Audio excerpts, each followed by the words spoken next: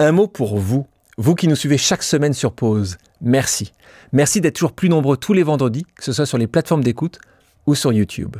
Pour ne pas rater les prochains épisodes, n'oubliez pas de vous abonner à la chaîne et bien sûr, n'hésitez pas à liker et à commenter la vidéo. Merci encore et maintenant, place à l'épisode. Quand t'es jeune, t'as de l'énergie, du temps et pas d'argent. Oui. D'accord ? Quand t'es en milieu de vie, t'as de l'énergie, pas de temps et un peu d'argent. Et quand t'es plus âgé, bah t'as moins d'énergie, mais t'as du temps et de l'argent. Pour réussir à créer un projet, généralement, il faut avoir les trois. Il faut te débrouiller pour compenser ce que t'as pas. Il y a d'abord l'engagement pour faire marcher Blablacar, on va dire. Déjà, l'engagement de faire exister ce truc-là, à savoir plus de partage, plus d'entraide, avec des effets bénéfiques, y compris pour l'environnement, évidemment. Donc ça, c'est ma motivation. Là, elle est puisée dans l'envie d'être utile et utile au monde qui m'entoure. Je me suis rendu compte que ça avait une utilité aussi de pouvoir projeter une sorte d'image d'entrepreneur existant, vivant, jeune, tu vois, qui fait des choses pour motiver d'autres entrepreneurs. On est un pays de taille moyenne. Et que les grands équilibres qui se jouent en ce moment sont entre des grandes plaques avec des pays qui comptent des centaines de millions, voire parfois plus d'1 milliard d'habitants.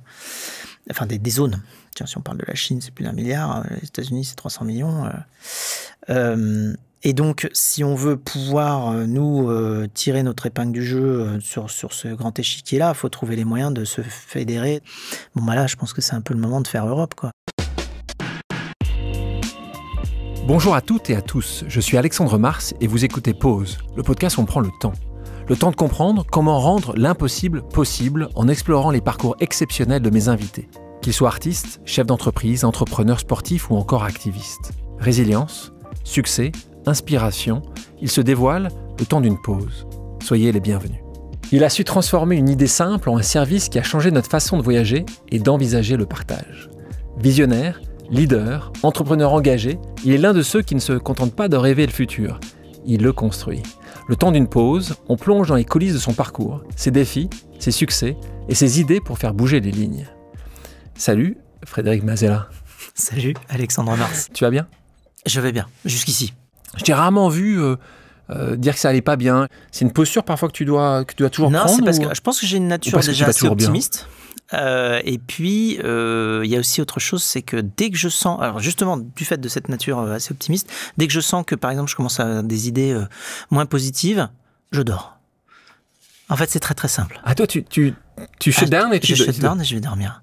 Et non, parce que, en fait, je sais que quand je commence à dire ça va pas, c'est que c'est moi. Et que c'est pas dehors, donc je me répare moi en dormant. Et donc, tu peux parfois dormir... Et ça marche. Tu peux dormir très très longtemps ? Ah oui, ça m'arrive ouais, je peux dormir 15 heures, ouais. Et donc, après, il faut le trouver, c'est plutôt le week-end que j'arrive à dormir 15 heures. Et quand tu travailles, des choses vont mieux. Le monde s'est réparé. Voilà. D'accord, c'est intéressant. Moi, ce que j'aime beaucoup chez toi, en tant qu'homme, mais en tant qu'entrepreneur, c'est plutôt ton engagement. C'est ça qui m'intéresse évidemment chez toi. Et tu as une vision assez positive en disant il faut que les entrepreneurs aient quelque chose à amener, à apporter. Donc cet engagement-là, toi, tu l'as toujours eu? C'est quelque chose qui est en toi, qui est logique, qui est nécessaire, Déjà, j'ai mis du temps à comprendre qu'entrepreneur, ce serait ma voie. Je ne savais pas au début. Et même l'entrepreneuriat ne faisait pas du tout partie des plans de vie que je pouvais avoir dessinés. Même si je n'avais pas forcément dessiné de précis, mais je ne pensais pas que je serais créateur d'entreprise, de projet. Je pense que moi, ma manière de fonctionner, c'est justement d'avoir un but qui me dépasse, des choses bien à faire, et c'est ça qui va me motiver, parce qu'en plus, et là pour l'avoir vécu maintenant, créer un projet, c'est tellement compliqué, c'est tellement d'obstacles, c'est tellement de travail, c'est tellement dur que si t'as pas une motivation qui surpasse tous les petits problèmes de la journée... Je suis d'accord, mais la motivation pour certains, ça va être de faire plus d'argent. Toi, c'est pas vraiment ça. Ta motivation, là, quand on parle d'engagement, c'est un engagement souvent... Alors, moi, quand je parle d'engagement, c'est vrai que l'imaginaire parfois collectif, c'est l'engagement, par exemple, le mien, qui est social. À travers mes organisations, mission épique, infinite. Mon objectif, c'est d'essayer de combattre contre cette injustice sociale. Toi, l'engagement, il a été très vite sur la promotion de l'entrepreneuriat. Pour toi, c'est quelque chose qui est très important de promouvoir, de protéger. Il y a eu d'abord l'engagement pour faire marcher Blablacar, on va dire.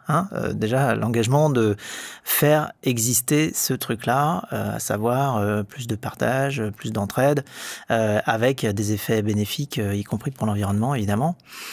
Donc ça, c'est ma motivation. Là, elle est puisée dans l'envie d'être utile et utile au monde qui m'entoure. Donc c'est avant tout celle-ci qui me permet de créer des projets. Ensuite... C'est un peu micro, mais Blablacar, c'est un peu ton projet. Mais ce qui est intéressant, c'est que, et on le verra dans tes engagements autres, oui. Ce qui est important pour toi, c'est que ça soit la société, pas uniquement ton petit projet. Voilà, mais je reprenais l'historique, c'est-à-dire que... mon petit projet s'inscrit dans une volonté de faire le bien de manière générale. Aller aujourd'hui avoir une plateforme comme Blablacar avec 100 millions de personnes sur 3 continents qui permet d'économiser 2 millions de tonnes de CO2 par an, c'est-à-dire plus que l'intégralité des émissions de CO2 du trafic routier d'une ville comme Paris, et 3% des émissions de CO2 du parc automobile français. Donc, c'est un engagement. C'est un engagement et ça dépasse très largement justement le petit projet puisque c'est une contribution générale au bien commun. Ensuite, en construisant Blablacar, comme j'étais tout le temps en train de faire la pub pour Blablacar dans tous les endroits où je pouvais passer, je me suis retrouvé aussi avec le succès du projet à être quelque part un représentant de l'entrepreneuriat nouvelle génération. Ce faisant, je me suis rendu compte que ça avait une utilité aussi de pouvoir projeter une sorte d'image d'entrepreneur existant, vivant, jeune, tu vois, qui fait des choses pour motiver d'autres entrepreneurs. Et donc, tu te retrouves quelque part, là c'est un petit peu malgré moi, avec un rôle de porte-parole de cette nouvelle forme d'entrepreneuriat, qui a une utilité aussi. Et là-dessus, on reviendra dessus, mais quand tu montes en 2003 Blablacar, cette idée de ces merveilleux chiffres que tu as annoncés n'était pas forcément celle-là, c'était à répondre à un besoin, et puis tu as raison, j'aime bien ce que tu dis, tu as été un peu pris par ce succès en fait, tu as été mis en avant énormément comme le représentant d'un certain succès français. Je me suis mis l'homme sandwich de Blablacar pendant des années, parce que de toute manière, il fallait bien que quelqu'un le fasse.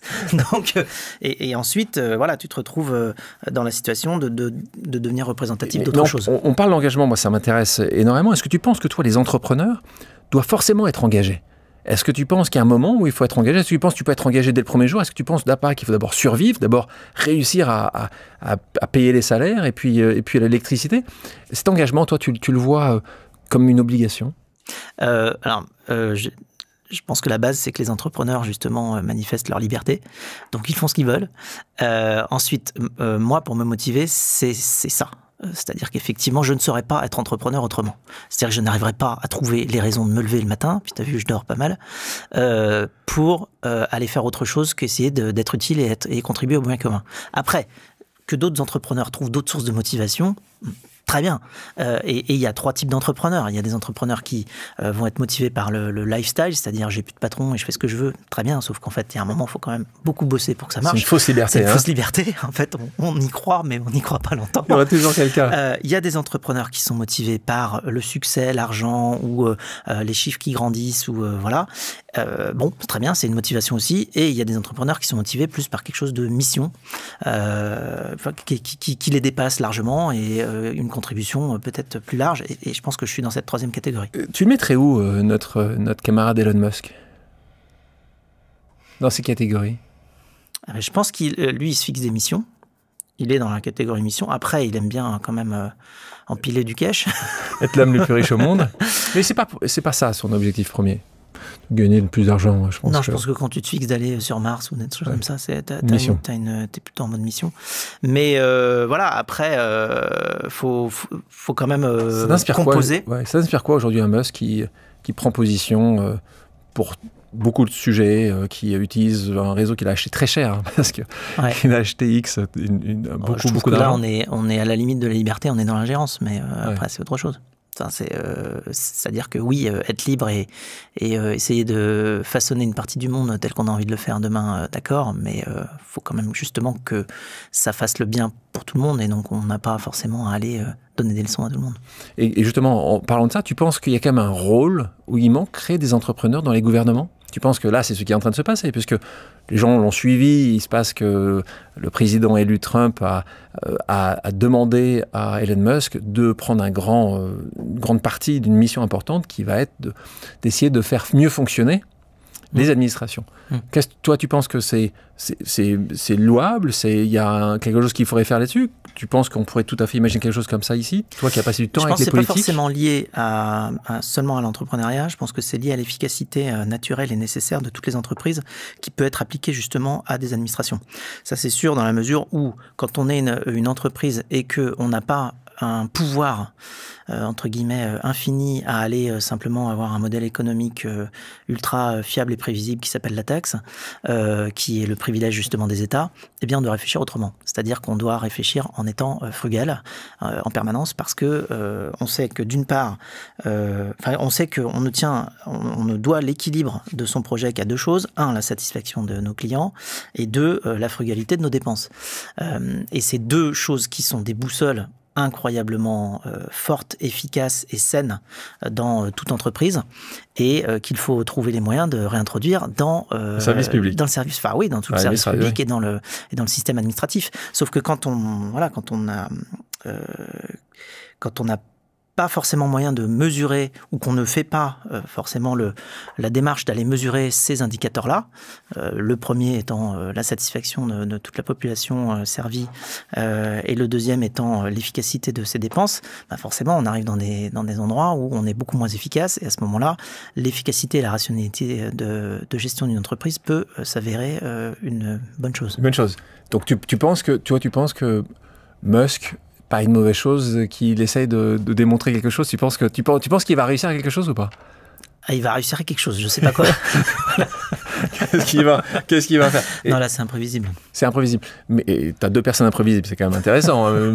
On t'a demandé de rejoindre des gouvernements? On t'a venu te... Pas vraiment, parce que j'ai très souvent dit que moi, je n'avais pas envie de m'engager politiquement et que j'étais bien où j'étais. T'as jamais pris position Non. D'accord. Non, après, avec, tu vois, l'association France Digital, dont je suis président entrepreneur, enfin coprésident entrepreneur, c'est-à-dire c'est bicéphale comme organisation France Digital, justement, c'est-à-dire qu'on a 2000 entreprises, start-up, entrepreneurs d'un côté, et puis une centaine d'investisseurs de l'autre. Donc en fait, on a deux coprésidents. Moi, je suis coprésident entrepreneur, et puis Benoît Grossman est coprésident investisseur. Juste 2 secondes. Benoît Grossman, pour ceux qui ne connaissent pas bien Benoît Grossman, mais qui nous écoutent aujourd'hui, je vous conseille de l'écouter. Il était ici il y a quelques mois de ça, sur Pause. Une histoire incroyable, un parcours unique et puis un investisseur de grand talent. Donc excuse-moi, je t'ai coupé. Donc vous êtes tous les deux présidents de cette association. Oui, et donc c'est aussi assez symptomatique de la manière avec laquelle on fonctionne. C'est-à-dire qu'on se met d'accord entre entrepreneurs et investisseurs pour porter d'une seule voix les intérêts de toutes les nouvelles sociétés qu'on crée au sein de France Digital ou ailleurs, puisque en fait c'est plus écosystémique que simplement associatif. Et donc c'est là où vous touchez parfois le politique. Voilà. La chose politique. Mais donc on va donner notre avis, on fait des études, on dit ce qu'on en pense. Après, on n'a pas les manettes pour décider de quoi que ce soit. Ouais, on est pas mal écouté. Assez souvent, justement parce Quels que soient les bords. Oui. Parce que je pense qu'on est assez objectif et rationnel justement dans nos positions et que les politiques, qu'ils aient des opinions tranchées ou qu'ils affichent d'ailleurs des opinions tranchées en ayant parfois des plus nuancées par ailleurs, sont très heureux de trouver des conseils formulés justement de manière apolitique, transpartisane. Donc ils s'en servent. Donc oui, on a cette forme de perception comme objectivité. Sur toutes ces années, est-ce qu'il y a quelque chose que vous avez réussi? Vous êtes assez fier dans votre association? Oui, il y en a plein, mais tu sais, c'est assez difficile parce que comme c'est toujours de l'influence t'as jamais... C'est pas un projet de loi. C'est jamais toi qui as signé en bas en disant oui, c'est nous qui avons décidé ça. Nous, on décide de rien. On fait que de l'influence. Donc, quand il y a des sujets qui démarrent d'un côté ou d'un autre, on va aller dire ce qu'on en pense et puis on va aider la décision dans une bonne direction. Mais c'est assez difficile d'aller venir en disant si on n'avait pas été là, ça serait passé autrement. C'est difficile parce que justement, on essaye d'être là sur les sujets. Tu parles souvent d'un mot que j'aime beaucoup, et que j'aime à tel point que je l'ai mis sur la couverture de mon dernier livre qui s'appelle l'alignement. Tu parles souvent d'alignement. Pose, qui est pour une vie alignée, est un sujet essentiel pour de plus en plus de personnes. Comment toi tu définis ton alignement? Quand tu parles d'alignement, c'est quoi pour toi l'alignement? C'est déjà tout simplement me dire que je suis en train de faire ce que j'ai envie de faire. C'est-à-dire que je ne suis pas en train de faire quelque chose que je pense qu'il ne faudrait pas faire. Donc je suis juste dans un mode où c'est cette liberté-là. De se dire, j'agis dans la direction que je pense être la bonne. Ça t'est arrivé souvent de temps en temps de ne pas penser ça depuis quand tu as commencé à démarrer, quand il fallait... Mais j'y arrive pas. Non, je pense que je suis plutôt à ce moment-là, je suis le cheval. Tu vas dormir. Oui, déjà je vais dormir. Mais autrement, non, je suis le cheval qui va refuser l'obstacle. Si on me demande de faire un truc que je sens pas... Ça t'est arrivé de temps en temps? Attends, je réfléchis... Je crois pas, parce que je le dis avant. Ah oui. Me pose même pas la question. Non, je suis sympa comme cheval. Je crois que je dis avant. Non, ça, je vais pas le faire. Je vais pas le faire. Tout à l'heure, tu me parlais, c'est marrant, parce que tu me parlais tout à l'heure de la liberté d'entrepreneur, que je conçois. Mais tu vois que beaucoup comme moi, d'entrepreneurs, d'ailleurs, c'est pas depuis 6 mois, hein, c'est depuis des années, qui, quand tu me parlais de ces 3 réalités ou de ces 3 raisons, qui vraiment imaginent l'unicorne comme la beauté absolue. Moi, souvent, ce que je dis, c'est que la beauté de l'entrepreneuriat, justement, c'est que c'est protéiforme, c'est que tu peux créer une petite entreprise en Vendée sans vouloir être forcément au Nasdaq. Tu n'as pas forcément à chaque fois cette volonté absolue d'atteindre des objectifs qui sont la plupart du temps difficilement à atteindre et qui n'ont pas forcément de perspective positive. Donc toi, quand tu parles avec les entrepreneurs, quand tu parles dans des endroits auprès d'étudiants, tu leur apportes ça ou tu sens quand même très souvent les gens te dire mais moi ce qui m'intéresse c'est que Blablacar soit valorisé X. Est-ce que tu as parfois une discussion assez... non, parce que en fait c'est comme si tu me disais que par exemple en classe tu travaillais pour avoir des bonnes notes. Non, tu travailles pour apprendre, pour le bonheur de comprendre. Alors ça, tu sais pas si c'est sûr, mais ça, je t'assure que beaucoup de gens qui ont 14, 15, 16 ans, 17 ans, 18 ans, on veut des bonnes notes. C'est pas forcément apprendre, moi je sais pas. Oui, mais parce que c'est la preuve que tu as bien bossé. C'est-à-dire que c'est le tampon à la fin. Mais dans le monde plaisir, il n'est pas là. Ouais, mais peut-être que le plaisir, mais dans le monde d'aujourd'hui, il va associer ton succès potentiellement avec ton nombre de zéros dans ton compte en banque. C'est un fait. Donc, est-ce qu'on lutte contre ça? Est-ce que justement on démontre, c'est la beauté de l'entrepreneuriat social, c'est de dire que l'objectif n'est pas financier, il est de l'impact. Ouais, alors je pense que l'objectif déjà, il est tu parlais d'alignement, il est d'être sûr que justement on est honnête, clair et aligné sur ce que l'on fait, à savoir que on est en train de faire ce que l'on a envie de faire. Ce que l'on pense qui est utile de faire. Et ça, quand on se retrouve dans des situations où on est obligé de faire des choses qu'on n'a pas envie de faire, je pense que c'est tenable à un moment, mais pas très longtemps, quoi, parce qu'il y a un moment, le naturel a envie de reprendre le dessus. C'est normal. Ou alors, tu te retrouves dans une position résignée hyper longtemps et tu finis à peu près fané. La plupart des Françaises et des Français, la plupart des citoyens, sont quand même dans des situations parfois, ils ne peuvent pas forcément décider. Ah ouais, oui, c'est très difficile. Il faut par contre trouver les moyens de faire évoluer les choses là où tu es à ce moment-là. Donc il faut... Mais toi, c'est-à-dire que toi, encore une fois, les gens pourraient voir, dire, quand tu es au niveau où tu es aujourd'hui, de réussite par rapport à ce que tu as créé par le passé, c'est peut-être plus simple aujourd'hui pour toi de dire je ne prends même pas l'obstacle, mais tu te vois quand même à 18, 19, 20, 21 ans dans ces années compliquées où quand tu n'avais pas plus de 500 utilisateurs dans Blablacar dans les premières années, quand ça s'appelait covoiturage, tu arrivais quand même c'est un point important, on avait une discussion que j'adore avec, ici il n'y a pas très longtemps, avec Emmanuel Faber. On parlait en fait de son départ de Danone, on avait cette grande discussion entre les compromis et les compromissions. Toi, j'ai l'impression que même un compromis, parfois, ça peut t'ennuyer. Et la vie est faite de compromis, on est d'accord. Oui, non, tu en fais, mais par contre, il ne faut pas que ce soit des choses qui... tu en fais quand tu sais que c'est un chemin vers quelque chose de mieux. Si tu en fais et que tu sais que par contre, c'est le chemin vers quelque chose de moins bien, voilà, il faut vraiment là, tu ne peux pas tenir très longtemps. Non, voilà, je pense qu'il faut... ça. Tu peux faire des compromis sur la route, évidemment, et même, j'ai envie de dire, en tant qu'entrepreneur, tu passes ton temps à faire ça parce que tu as un but, mais tu vas passer parfois un petit peu à droite, parfois un petit peu à gauche, au-dessus, en dessous. Tu vas pas faire exactement... Oui, non, mais c'est dans nos vies. Dans nos vies tout court. Et donc, tu vas chercher un chemin, en fait. Donc, les compromis, c'est chercher un chemin pour réussir à avancer. Après, ce qu'il faut, c'est s'assurer qu'on avance quand même dans la bonne direction. In fine. Quand on parlait récemment, on parlait de ton amour pour la musique, et en particulier pour le piano, on va dire pour beaucoup d'instruments, mais pour le piano. Et tu m'as dit quelque chose qui m'a fait sourire et qui m'a fait réfléchir aussi, que j'aime beaucoup. Tu disais, moi, je recommence le piano. Tu as été un virtuose, un très très bon pianiste. Tu as mis ça de côté et puis tu as recommencé. Mais c'est pas le fait qu'il a recommencé qui m'a intéressé dans la discussion. Tu m'as dit, j'ai envie de jouer, je vais jouer, mais au bout d'un moment, quand je joue, je me rends compte en fait que je ne fais plaisir qu'à moi. Et c'est assez intéressant parce que c'est vrai que beaucoup de gens vont trouver un égoïsme dans ce qu'ils font. Parce que je ne fais plaisir qu'à moi parce que personne ne m'écoute. Si tu étais à Playel, c'était à la salle Playel. Si j'avais, je sais pas, 50 ou 100 personnes qui m'écoutent et que je fais plaisir qu'à moi, là, il y a un autre problème.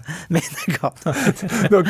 donc voilà, t'as raison, il y a deux chemins là. Le chemin où la salle Playel, tu vas pouvoir y jouer un jour.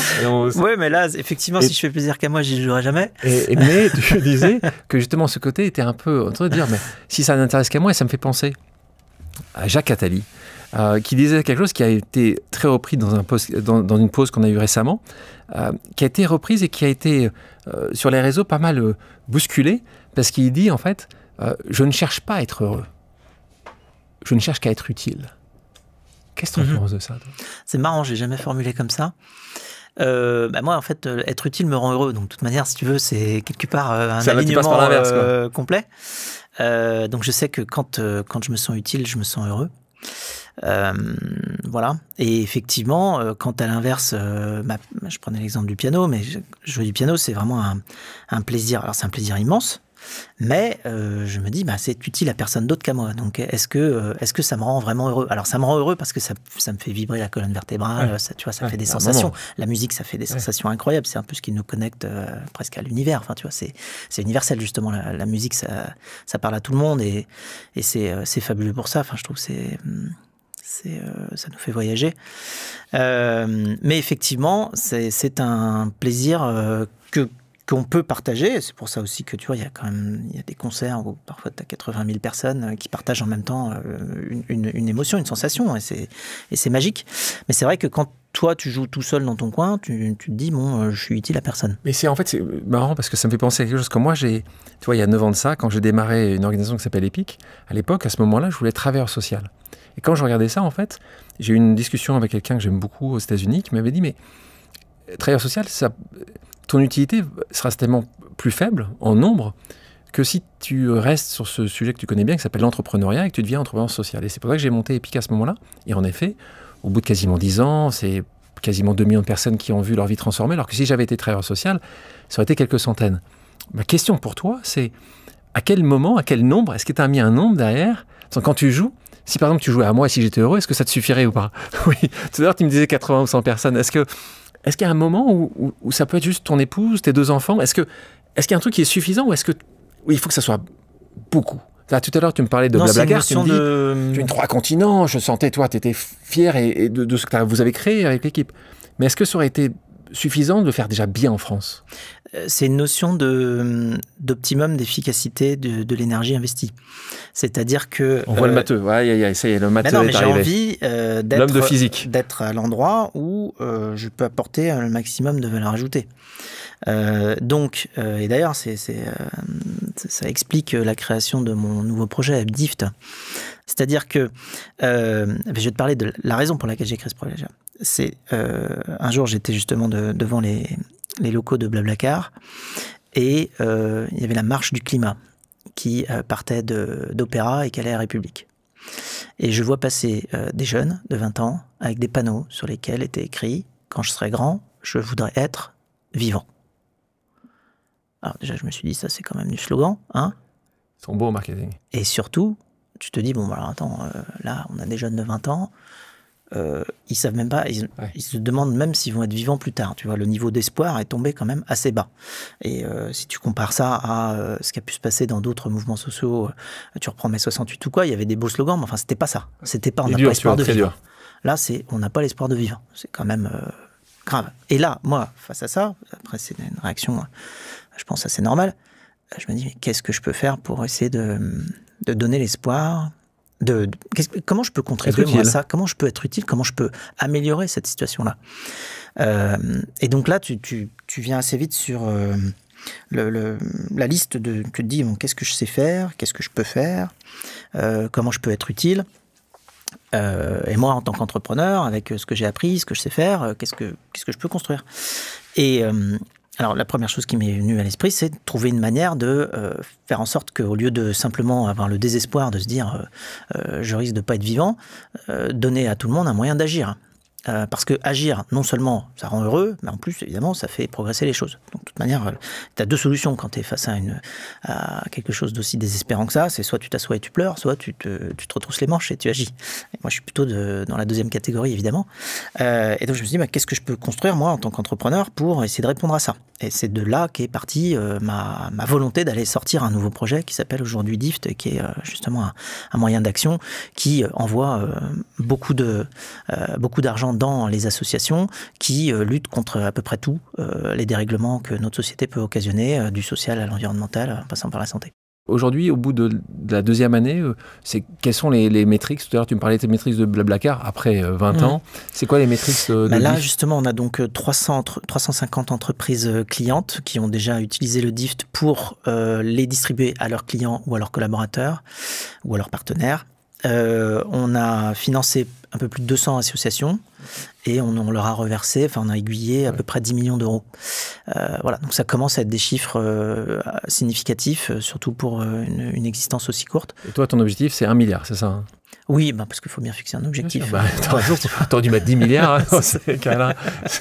Oui, mais bon, déjà, voilà. Non, mais c'est de se dire qu'effectivement, on crée une plateforme qui a un potentiel à démultiplier les efforts et les impacts. On va continuer notre discussion et dans cette pause qu'on a aujourd'hui avec toi, Frédéric, on a aussi des pauses amicales. Donc des gens qui t'aiment beaucoup, qui vont te laisser un message, qui ont quelque chose à dire, souvent une question, c'est l'objectif. Et parfois on a aussi des pauses familiales, c'est le cas ici, on l'écoute. Bonjour Fred, c'est ta sœur Hélène. On m'a demandé de te poser une question dans cette pause amicale. Alors c'est pas facile, j'ai pensé à pas mal de questions, pro, perso, drôle, moins drôle. Et puis finalement je me dis tiens, te souviens-tu? Tu t'en souviens forcément de Liberto Egalito Commuto. Alors, oui. Fais-nous comprendre ce que c'est. Alors, le nom de la société Blablacar, c'est Commuto. La raison est que c'est Commuto SA. La raison est que initialement, quand je voulais lancer mon projet, il y avait non seulement la volonté de chercher un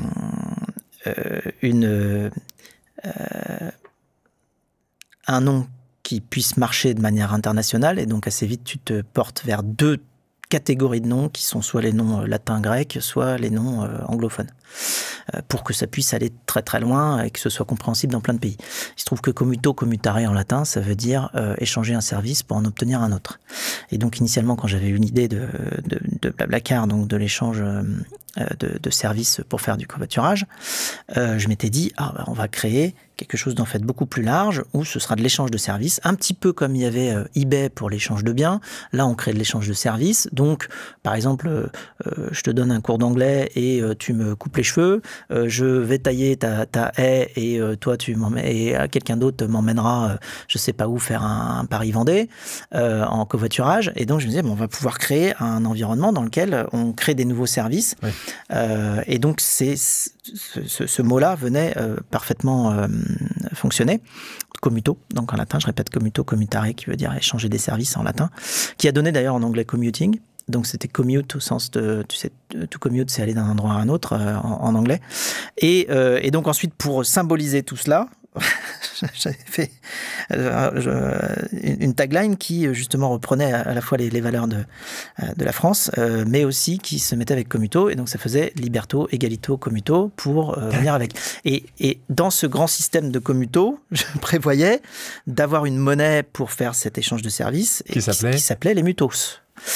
Puisque tu avais les co-mutos, et donc muto, les mutos, c'était ce que tu pouvais échanger.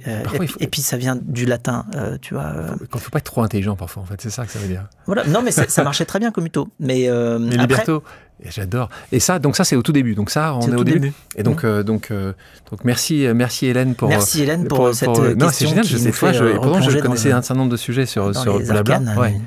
Comment tu as monté ça? On parle d'entrepreneuriat, on a parlé de musique. Pourquoi musique? C'est qu'à un moment, c'était un peu ton option A, en fait. Tu avais regardé ça, tes deux parents sont professeurs, c'est aussi important de parler de la famille, deux parents professeurs, ils te donnent cet amour de la musique, tu y vas régulièrement, tu grandis en jouant tout un tas d'instruments, tu vas à La Rochelle, et puis même après tu vas au Conservatoire de Paris. Il y a un moment où, comme parfois les jeunes qui sont passionnés par le sport ou par la musique, tu te dis, soit tu n'as pas le niveau, soit c'est pas pour toi. Tu te dis un peu toujours tout ça à la fois, hein. Enfin, tu as toujours beaucoup de doutes. Quand tu fais des choses, c'est pas que tu n'as pas de doutes, c'est que tu les dépasses. Donc oui, moi j'ai toujours eu plein de doutes, j'en ai encore plein, et j'en ai tous les jours. Et je vis avec ça, et c'est ce qui me permet aussi de... Parfois, alors justement, il faut se demander c'est pour ça qu'il faut que la raison prenne un peu le dessus. Qu'est-ce qu'il faut faire, et comme ça, ça te permet de dépasser tes doutes. Donc, sur la musique, c'est ce qui m'a permis... déjà, ça m'a apporté beaucoup de choses. La musique, ça apporte énormément. Ça apporte la rigueur du travail, ça apporte la créativité, ça apporte les possibilités, ça apporte les émotions, les sensations. Enfin, c'est assez magique comme galaxie, la musique. Hein. Ça a un petit peu tout. Et quand tu crées ensuite un projet, tu te rends compte qu'il y a un petit peu les mêmes choses, parce que ton projet, si tu veux qu'il marche, il va falloir beaucoup travailler. Il faut quand même que tu y mettes de l'émotion, surtout parce qu'au début, tu n'as pas suffisamment de données pour savoir où tu vas vraiment. Donc, il faut que tu sentes les choses et que tu saches comment les structurer en faisant appel à quelque chose qui est plutôt intérieur à toi qu'à des données externes. Et puis ensuite, il y a beaucoup de créativité à avoir pour pouvoir faire évoluer ton projet. Donc, en fait, sur ces trois dimensions-là, le travail, la créativité et puis les émotions, l'entrepreneuriat, la musique ont beaucoup de similarités. Donc après, est-ce que moi je me suis vu, tu sais, enfin à 16-17 ans, tu te vois pas, tu sais pas bien ce que tu vas faire. Hein. Donc moi je trouvais ça très bien d'aller m'orienter vers la musique. En même temps, je lâchais pas non plus la proie pour l'ombre. C'est-à-dire que j'adorais les maths et j'étais quand même en terminale scientifique. J'étais en classe horaire aménagée. Après, j'ai poursuivi un cursus scientifique en me disant bon, j'adore les maths, je vais en faire maintenant aujourd'hui parce que si je veux faire de la musique, je pourrais toujours en faire plus tard, ce qui est d'ailleurs le cas puisque je m'y remets un peu. Alors que l'inverse, c'était pas possible. C'est-à-dire que partir sur une carrière musicale et revenir vers les sciences après, c'était plus compliqué. C'est marrant, tu dis quelque chose. Pas qui m'étonne, mais c'est vrai que j'ai cette discussion-là avec d'autres camarades entrepreneurs sur le doute. Toi, tu dis que tu doutes vraiment tout le temps. Moi, j'ai vraiment deux catégories d'entrepreneurs. Hein. Des gens qui doutent peu ou pas. Alors après, tu me diras, ils le disent pas. Mais c'était ça. Mais de rien. Mais qui travaillent. Moi, je vois par exemple perso en tant qu'entrepreneur, moi, je travaille énormément en amont. Ouais. Je vais vraiment passer énormément de temps pour bien tout qualifier, regarder, faire des études de marché dans le... Et quand je suis... Après, je sais aussi qu'on va pivoter certainement, mais le doute m'accompagne assez peu. Je suis assez persuadé, je sais pourquoi je le fais.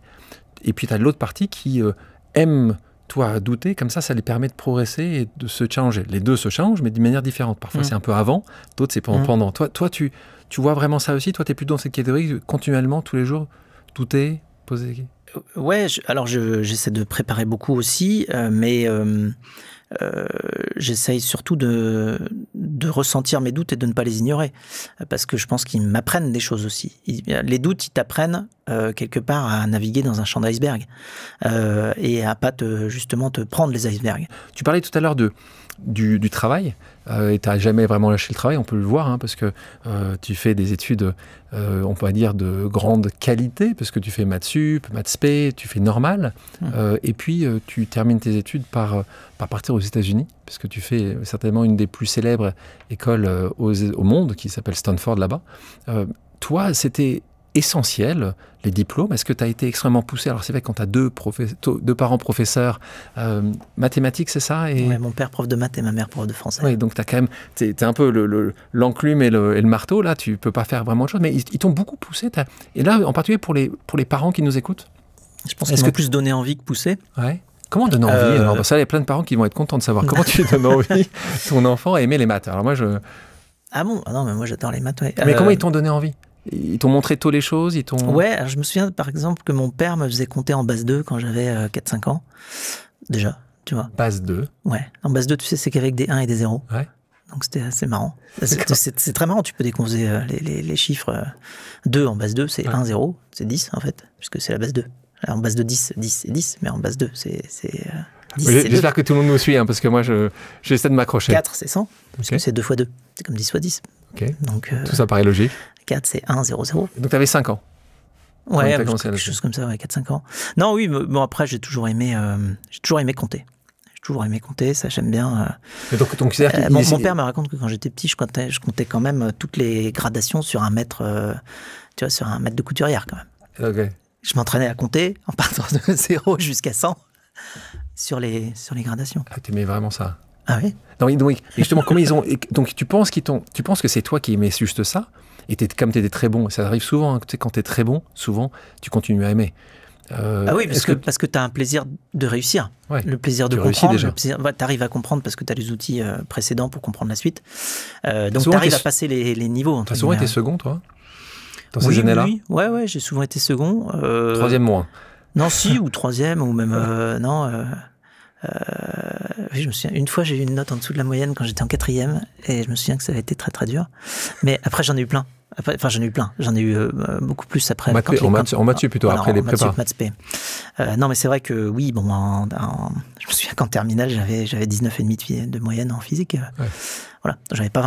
Ouais. Mais j'ai été quand même. On peut pas te donner 20. On peut pas donner 20 dans le système. Non, et par contre, tu vois, il y a la transition entre en terminale, t'as 19,5 sur 20, et après arrivé en maths sup, je me souviens de mon premier devoir que notre professeur de physique nous rend, qui s'appelait Monsieur Cabarocas, qui venait d'Agen et qui avait donc un accent d'Agen, et qui nous dit, alors déjà on arrive en classe, il nous dit, on était à Henri IV, bonjour à tous, vous étiez parmi les premiers de vos classes, ici vous êtes 46, il y aura un premier et un 46e.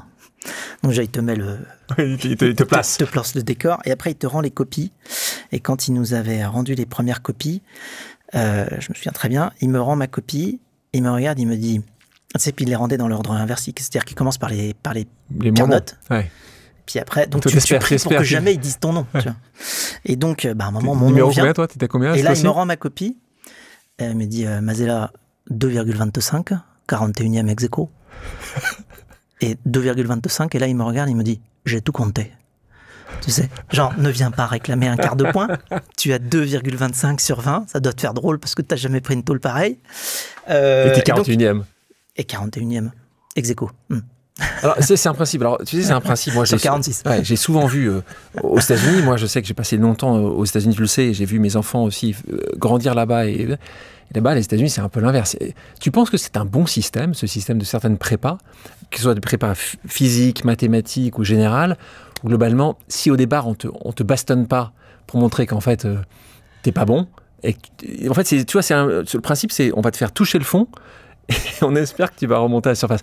Tu penses que c'est positif, toi, ça? Je pense que c'est pas aussi extrême partout, mais que il y a une notion où c'est important pour réussir à se mettre en mode travail et travail intensif. Et tu le sais très bien, pour réussir quelque chose, il y a un moment, tu passes par la case travail et tu y restes longtemps. Vraiment, de manière très intense. Donc, il faut faire comprendre que rien ne se passe sans le travail. D'ailleurs, quand on parle d'entrepreneuriat, c'est souvent, je dis, il n'y a pas d'ascenseur pour les entrepreneurs. Il n'y a que des escaliers. Donc maintenant, soit on a compris, soit quand on passe en mode entrepreneur, on a compris que c'est des escaliers, et même c'est des escaliers assez rudes. Soit et on risque d'y arriver, on a des chances d'y arriver parce qu'on va mettre les efforts qu'il faut pour y arriver, soit on pense qu'il y a un ascenseur quelque part et on va chercher le bouton pendant très longtemps, sauf qu'on va rester au sol. Et donc, il ne faut pas croire au Père Noël, il n'y a qu'une seule manière d'y arriver, c'est de beaucoup travailler. Je pense que c'est bien de nous apprendre, y compris dans nos études, que le travail est extrêmement important et c'est une manière de le faire que de nous montrer justement qu'on ne sait pas grand-chose. Je peux te citer un autre exemple, c'est quand je suis rentré à Normal Sup, où là, t'as passé à un niveau de plus. Et je me souviens que la directrice nous accueille en salle du SAN, là, qui est la salle Normal Sup, où ils accueillent tous les élèves. Et elle nous dit bravo. Vous êtes l'élite. Non, pas du tout. Justement. Ah, pas du tout. Bravo, vous êtes rentré à Normal Sup. Vous savez remplir un questionnaire. Tu vois, tu dis, toi, tu as passé des épreuves de 3 ou 6 heures de dingue. Ouais. Hein, tu sais, où il y a des milliers de gens qui se présentent et puis tu as été pris. Dans ma classe en physique, on était 23 reçus, tu vois, sur des milliers de candidats. Donc, c'est quand même très, très, très sélectif. Ouais. Et là, elle te dit, bravo, vous savez remplir un QCM, un questionnaire. Et là, tu dis, ouais, quand même, ton questionnaire, comment elle s'appelle ? Il était un petit peu Madame Besnard. Attends. Christine Bénard, je crois, oui. Et elle nous dit, oui, parce qu'il faut bien que vous imaginiez que les questions auxquelles vous avez répondu ont été imaginées par d'autres personnes. Eh bien, à partir d'aujourd'hui, on va apprendre ensemble à imaginer les questions. Et là, tu te dis, ah ouais, d'accord, donc jusqu'ici, j'ai fait que répondre à des problèmes que d'autres personnes avaient formulés. À partir d'aujourd'hui, on va formuler les problèmes. C'est beau. C'est très très beau. Et ça, c'est une belle prise de conscience aussi du fait que déjà on ne connaît pas grand-chose, mais que en plus, évidemment, le champ des possibles est assez infini. Et donc, je trouve que ça ouvre l'esprit et que ça nous aide justement à aller chercher plus loin. Moi, je n'ai jamais rencontré quelqu'un qui a vraiment réussi. Réussite, encore une fois, dans son engagement, dans la partie financière, dans la protection qu'il a pu donner à certaines personnes, sans travailler plus que les autres, et plus que de raisons. Quand je dis plus de raisons, c'est qu'on doit tous sacrifier quelque chose. Tous. J'ai pas connu un entrepreneur qui n'a pas sacrifié quelque chose. Toi, t'es passé par là. Qu'est-ce que toi, t'aurais sacrifié pendant ces années d'entrepreneuriat ? Est-ce qu'il y a quelque chose où tu dis juste, c'est logique, c'était ce qu'il fallait donner pour réussir ? J'ai une approche où j'essaye de tout faire pour que ça marche, pour ne pas avoir de regrets. Donc, j'y mets le maximum d'énergie. J'y mets tout. Voilà, je suis assez entier sur ça. Et pourquoi ? Pour ne rien regretter. C'est-à-dire pour me dire, si jamais ça ne marche pas, j'ai fait tout ce que j'ai pu. Parce que pour moi, le pire, ce serait de me dire, ça n'a pas marché parce que je n'y ai pas mis j'ai pas tout essayé. Ça me fait penser à ce que j'ai écrit dans le bouquin, dans mon deuxième livre qui s'appelle Ose, qui était vraiment une ode à l'entrepreneuriat, tout le monde peut devenir entrepreneur. Il y a un chapitre que j'appelle « L'Eureka n'existe pas ». Donc moi souvent, j'ai cette question d'entrepreneur qui aimerait être entrepreneur en disant « Comment je fais pour trouver l'idée ?» Comme si l'idée, toi, tu t'arrêtes à rester un peu comme Newton sous son arbre et la pomme qui tombe. Toi, explique-nous qu'est-ce qui se passe ce mois de décembre 2003, parce que c'est là, on est au début de ce qui va devenir Commuto, covoiturage, Blablacar. Qu'est-ce qui se passe ? C'est ta pomme qui tombe dessus. Il se passe quelque chose qui va changer ta vie. Oui, alors je devais rentrer en Vendée depuis Paris pour les fêtes de fin d'année. Et puis, comme je m'y suis pris tard pour essayer de réserver un billet de train, il n'y en avait plus. Et j'ai appelé ma petite sœur qui habitait à l'époque à Rouen et je lui ai demandé si elle pouvait passer me chercher à Paris avec sa voiture et m'emmener en Vendée parce que sinon, je n'avais pas de possibilité d'y aller. Ou alors, il fallait que je parte en stop. Bon, c'était compliqué, au mois de décembre. Et donc, finalement, elle est passée me chercher. Et puis, sur l'autoroute A10 qui descend vers la Vendée, on voit les TGV nous doubler. Et donc, je vois un TGV passer et je dis à ma petite sœur, tu vois, je suis sûr qu'il n'y a pas de place dans ce TGV parce que j'ai cherché partout. Et puis, en même temps, je vois des dizaines de voitures sur la route aller exactement dans la même direction que le TGV et qui sont quasi vides, avec beaucoup de places libres en tout cas. Et je me dis, mais en fait, des places libres pour aller en Vendée, il y en avait peut-être plus dans les trains, mais il y en avait beaucoup dans les voitures. Donc il faut trouver un moyen d'aller mettre à disposition toutes ces places libres dans les voitures qui vont en Vendée pour qu'on puisse les réserver comme on réserve une place de train, mais là on réserve une place de voiture. Et Et voilà, parce que je me dis, bon, là, moi, j'ai eu de la chance. J'avais ma petite sœur, mais sympa oui, aussi, il fallait connaître ma sœur pour pouvoir avoir une place pour aller en Vendée, ce qui ne fait pas un service. Et donc, si tu veux un service, il faut quand même aller pouvoir indexer tout ça. Donc voilà, et donc quand j'ai eu l'idée, je me suis dit, bah, c'est bête comme chou. Et je comprenais pas pourquoi ça n'existait pas, donc j'ai cherché. J'ai pas dormi pendant 72 heures, tellement je me disais, mais c'est simple, comment ça se fait que ça n'existe pas? Alors, j'ai cru que c'était illégal, ou je sais pas, je me suis dit, mais si ça n'existe pas, c'est qu'il doit y avoir une bonne raison. En fait, non, il n'y a pas de bonne raison. Juste la bonne raison, c'est que personne s'était collé à vraiment le réaliser, quoi. Donc c'est devenu un compétiteur après, mais on va remercier la SNCF, parce que s'il y avait eu peut-être plus de trains ce jour-là pour aller en Vendée, peut-être que tu n'aurais pas vécu ça. Ouais, après c'est très complémentaire aussi, hein, c'est pas uniquement... Bien sûr, il y a eu voilà, reste un monde où la compétition existe avec les bus, avec les trains, et encore une fois, c'est beaucoup de transports qu'on va dire décarbonés, en tout cas une certaine décarbonation, donc c'est que des choses positives. Frédéric, on parle d'entrepreneuriat, évidemment. Toi, tu l'expliquais tout à l'heure, on parlait avec les pâtes, qui étaient tu vois, la denrée suprême des entrepreneurs. Tu disais ça parce que tu disais justement tu pouvais te le permettre. Tu étais jeune, tu n'avais pas de famille, tu n'avais pas beaucoup d'emprunts, tu pouvais te le permettre. Justement, ça, tu considères toi, ou tu conseilles justement aux jeunes de ne pas attendre trop. Quand tu as des conseils à donner ou quand on te pose la question, tu penses qu'il y a comme un âge où il faut entreprendre, ou pour toi, il n'y a pas d'âge, il y a juste un peu plus de... Parfois, ça peut être un peu plus compliqué parce que tu as peut-être un peu plus de responsabilité, donc un plus grand risque. Qu'est-ce que tu en penses, toi? Je pense qu'à tous les âges, c'est possible d'entreprendre. Par contre, ça ne va pas être forcément les mêmes méthodes. Voilà, comme beaucoup de choses. Tu peux faire beaucoup de choses à pas mal d'âges différents, mais tu ne vas pas les faire de la même manière. Donc, c'est vrai que quand tu es plus jeune, tu as une énergie à revendre. Et puis, tu as peu de besoins, tu n'as pas de dépendance autour de toi généralement, c'est-à-dire que personne ne dépend de toi, à part toi, ou éventuellement ton chat si t'en as un. Mais voilà, donc tu as une forme de liberté qui te permet de dédier une énergie qu'il est difficile de dédier quand tu as des contraintes plus larges de vie plus tard. Mais après, tu as aussi, avec les contraintes que tu peux avoir plus tard, tu peux aussi avoir plus de moyens, donc tu peux entreprendre autrement. Tu sais, c'est le triptyque de l'énergie, du temps et de l'argent. Tu connais ça? Je vais l'apprendre. Alors, on a une petite demi-heure, vas-y. Non, mais quand tu es jeune, tu as de l'énergie, du temps et pas d'argent. Oui. D'accord? Quand tu es en milieu de vie, tu as de l'énergie, pas de temps et un peu d'argent.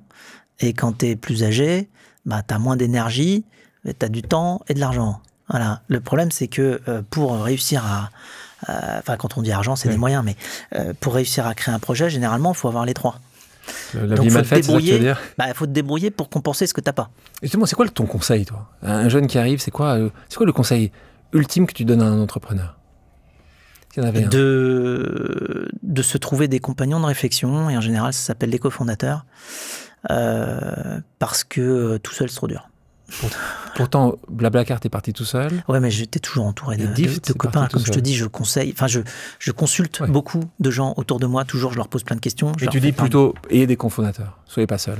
Ouais, ne pas partir tout seul. Et partir avec des cofondateurs le plus complémentaires possible. C'est-à-dire qu'ils savent faire des choses différentes, qui sont différents aussi. Qui sont bons dans ce qu'ils font aussi. Oui, mais qui sont passionnés. Ouais. Sur l'entrepreneuriat, on parlait tout à l'heure de la promotion de l'entrepreneuriat que tu fais depuis des années, et merci de le faire avec un petit nombre de personnes.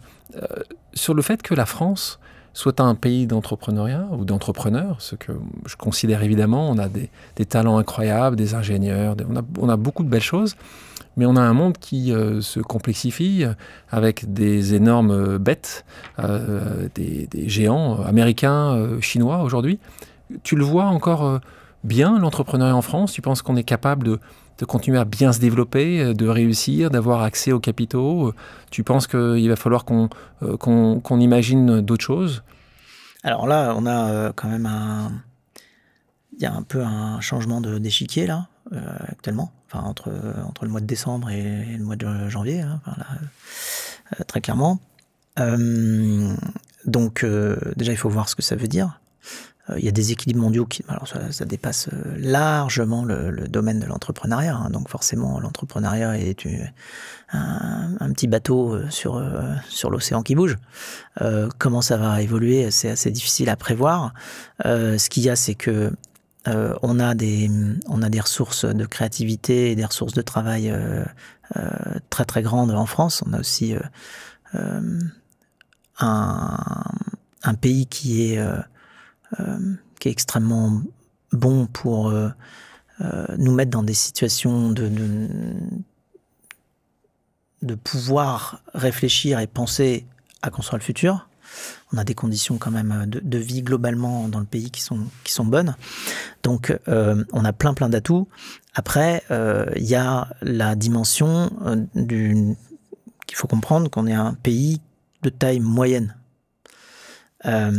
Et que les grands équilibres qui se jouent en ce moment sont entre des grandes plaques avec des pays qui comptent des centaines de millions, voire parfois plus d'1 milliard d'habitants. Enfin, des zones. Tiens, si on parle de la Chine, c'est plus d'1 milliard. Les États-Unis, c'est 300 millions.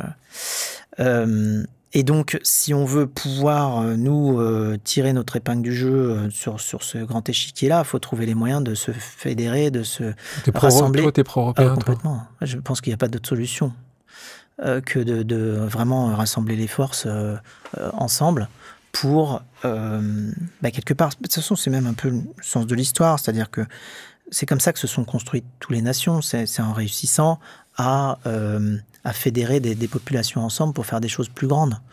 Même la France s'est construite comme ça, évidemment, en fédérant un petit peu tout le monde. On parlait je ne sais pas combien de langues, et puis on a réussi à se mettre ensemble pour faire nation.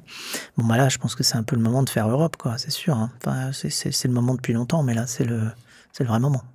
Et là-dessus, à part le dire, est-ce que tu imagines des choses à faire, à pousser, une voie, toi-même essayer de faire des choses? Il faut réduire la complexité de la multiplicité des schémas. Déjà, si on parle d'un point de vue purement pragmatique, administratif, création de société et comment tu fais pour faire grandir une société. L'image qu'on peut prendre, c'est que quand tu crées une boîte aux États-Unis, tu cours à 100 mètres, et quand tu crées une boîte en Europe, il y a 27 pays et tu cours à 110 mètres haies, quoi, avec 27 haies. Parce que les régulations dans les pays, elles sont toutes différentes.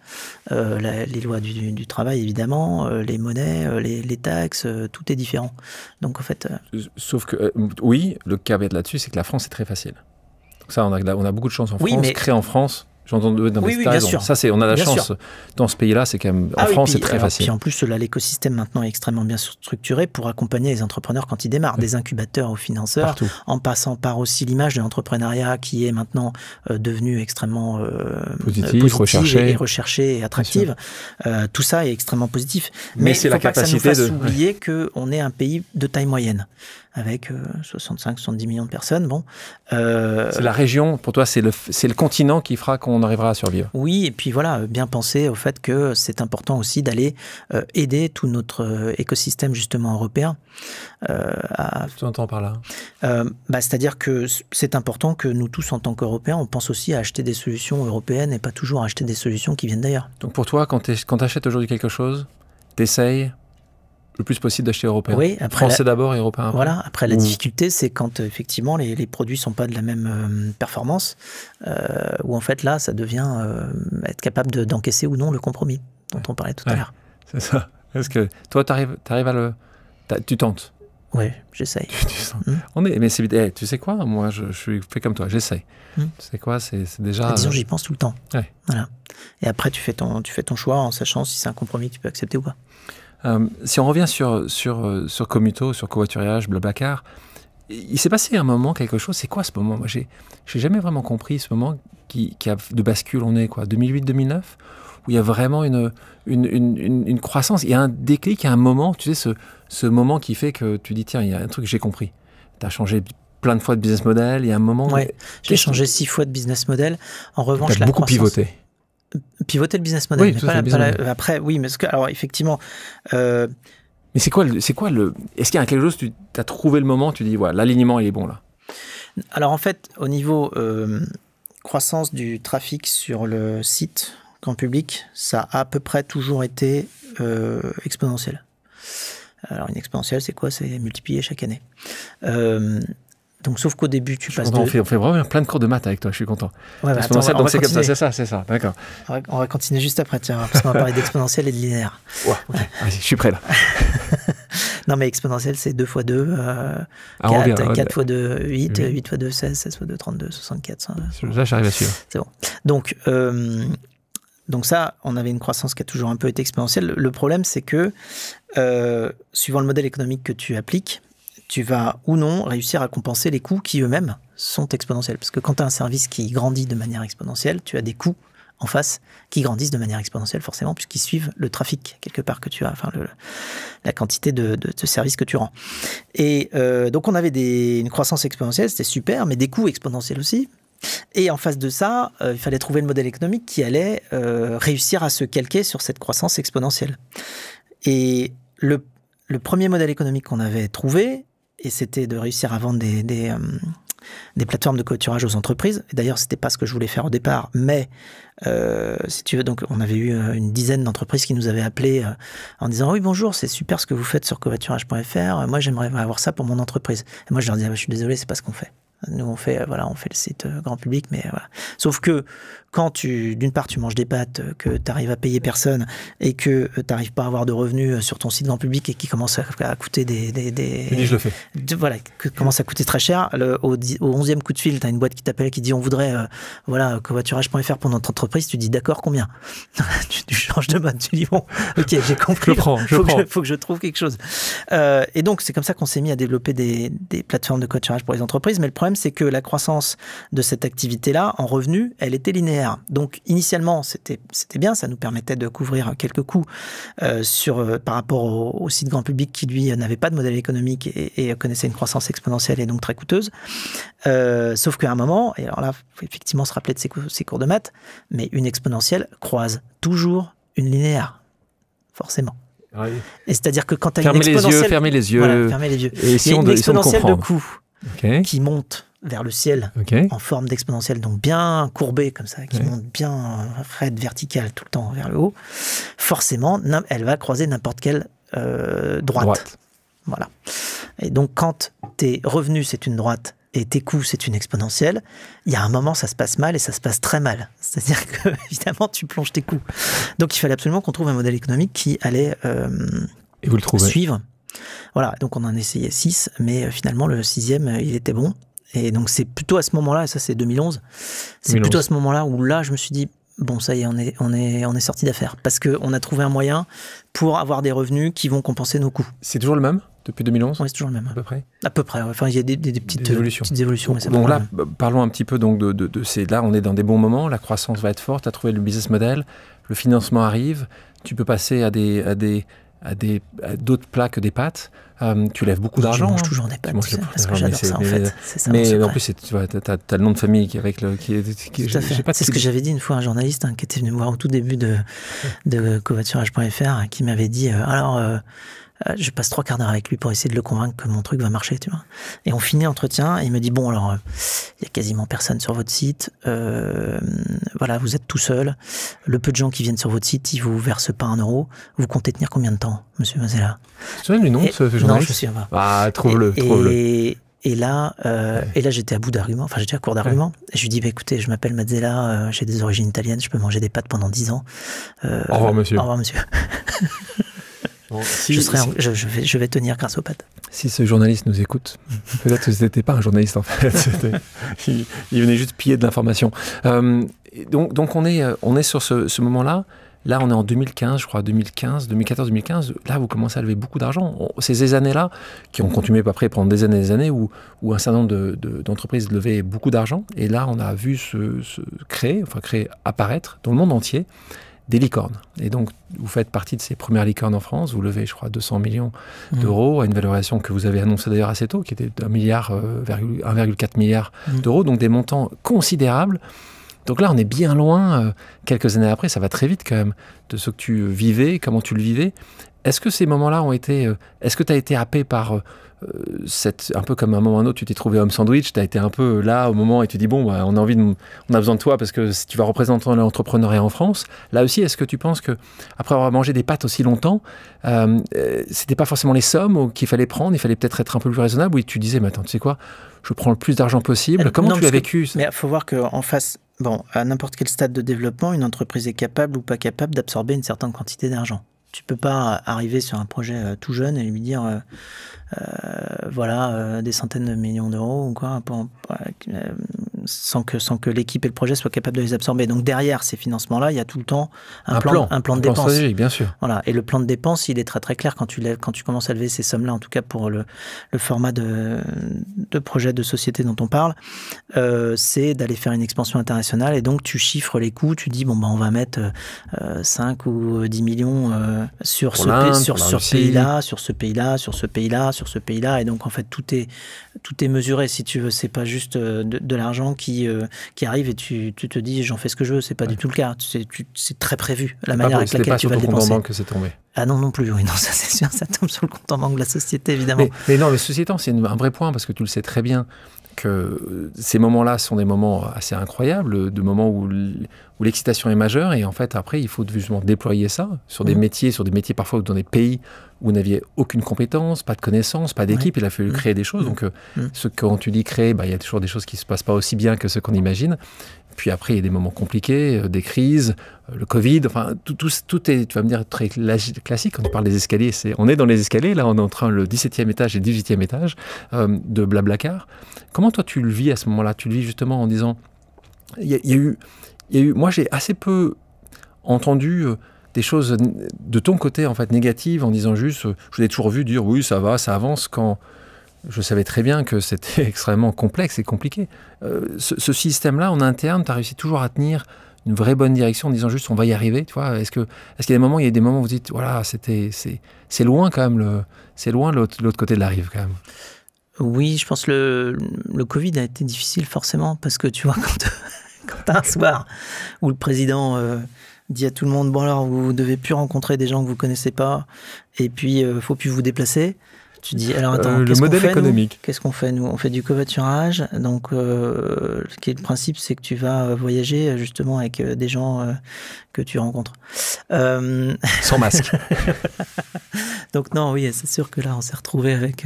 2-3 ulcères. Ouais, bon, non, mais en fait, tu le prends comme ça arrive aussi. Et là, c'était Nicolas qui était à la barre et qui a magnifiquement géré cette période très compliquée.